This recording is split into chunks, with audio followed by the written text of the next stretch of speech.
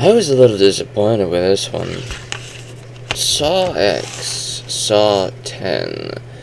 Witness the return of Jigsaw. It's a prequel. That's the first thing. I went into this mostly blind. I did not learn of the prequelness of this until much later.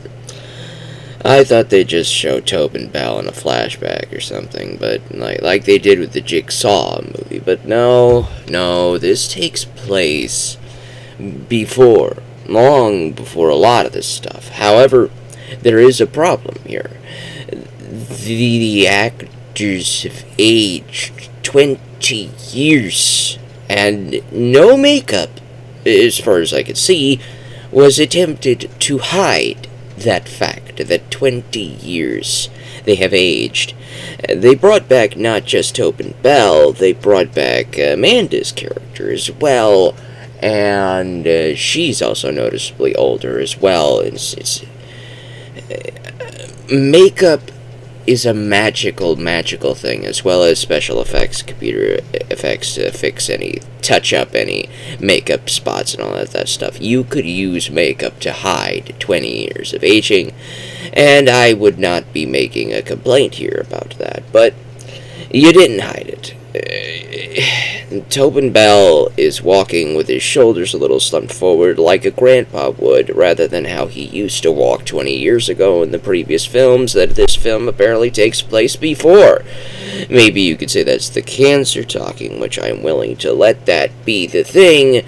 It's just, it's been way too long. It's been way too much time to make a prequel like this. It's just, you can't do that.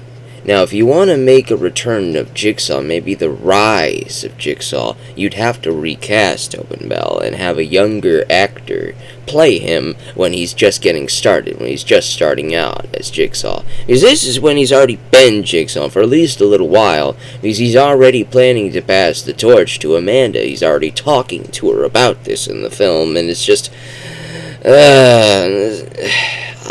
I wouldn't claim that the Saw series had expert writing in any way, shape, or form, but they do end up being very entertaining to watch. This one is one of the weaker ones. It's easily one of the weaker films here in the whole. Obviously, the victims this time, one of them, the blonde lady, is a match for Jigsaw in terms of her cunningness, but then Tobin Bell is already over-cunning in that. He's already predicted that she'd do what she did, so the twist at the end is also very satisfying. I just can't really... I have a problem with a lot of the time limits and the traps in this case, especially because half of the people pretty much completed their challenges. They did what they were asked to do, but now they have to sit there and wait for a thing to happen in order to get out of the contraption that they're in. For example, one of the challenges asks a lady to saw her leg off, and then take the bone marrow in the leg and put it into a jar to fill that jar up. Now, she's succeeded in removing her leg, and she is succeeding in taking the bone marrow out. Had she been given 3 minutes and 30 seconds, she would be scot-free. The next victim, Mr. Man trying to cut out a piece of his brain to dissolve the piece of his brain into a jar. He succeeds in removing a part of his skull. He succeeds in removing a part of his brain. He succeeds in placing that piece of his brain into a jar. Now we all just have to sit there and wait for the thing to dissolve for him to get out of the trap. But then, of course, he gets taken out. So had that been a 3 minute and 30 seconds time limit, he would have been scot-free again. And then the only other person who actually did survive this trap ends up being killed by the blonde doctor lady. And that one is fine. It's just overdramatic, yes, obviously. But the previous two were just... they don't feel like Jigsaw kills. They just feel like they're there for a body count. It's like Tobin Bell is there. He is Jigsaw from the previous movies, but this doesn't feel like Jigsaw's traps. This doesn't feel like Jigsaw. 3 minutes? Come on, dude. No, you have to use your brain. You have to a little bit. Like when you piece, like for example, the piece of the brain, he's obviously using his brain to dissolve it. Like, you have to think about how long it takes to cut off a piece of your skull. You have to think about how long it takes to cut off a piece of your brain. You have to think about how long it takes for that piece of brain to dissolve in that jar. So you have to be generous with the time limit there and realize, maybe I'm not giving these people enough time to actually do what I'm telling them to do. They're actually doing what I'm telling them to do. They're showing that they want to live. It's just, I didn't give them enough time to live. Uh-oh. Maybe I'm being a little vindictive with my cancer here. That doesn't feel like Jigsaw. He feels being a little bit too vindictive with his time limits and Is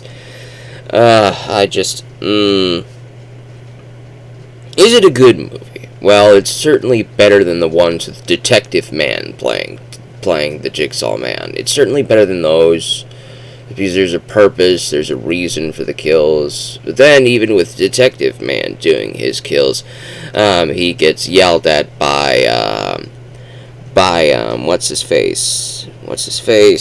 Dr. Gordon? I think his name is Dr. Gordon. I think he gets yelled at by Dr. Gordon, who was the guy who escaped the first time, who now becomes one of Jigsaw's disciples. And he yells at Detective Man saying, "Dude, you've lost the shark. You've jumped it, man. This isn't how we're supposed to do this, man.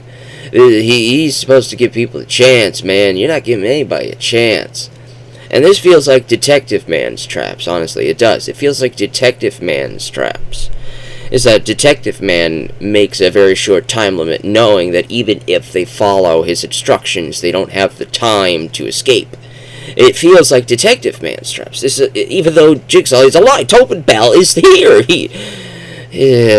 Whatever. Is it entertaining? Fine, yes, it is. It's a Saw movie. It feels like it fits in this franchise. Is it the best one? Far from it. Is it the worst one? No, it's not. But is it a satisfying Saw movie after Spiral? Spiral surprised me. I actually liked that one. Spiral was a pretty good movie, and it's probably one of my favorite Chris Rock movies, probably because I think he can actually do a serious role if he actually stopped making jokes half the time. I think he could be a good actor, and I really liked that movie. But they didn't make a sequel to Spiral, did they? No, they made Saw 10. It is what it is. If you're a Saw fan, you're going to watch it. If you're not, this is not going to make you a Saw fan. If you're a Saw fan, is this going to make you like it more than your favorite Saw movie? No, it's definitely not. No. Will it make you like it more than some of the worst Saw films? Yeah, probably. That's about it. That's about all it's got going for it. It's a middle-of-the-road movie. Hopefully the next one's going to take place after Spiral. Though, apparently from my sources, I doubt it.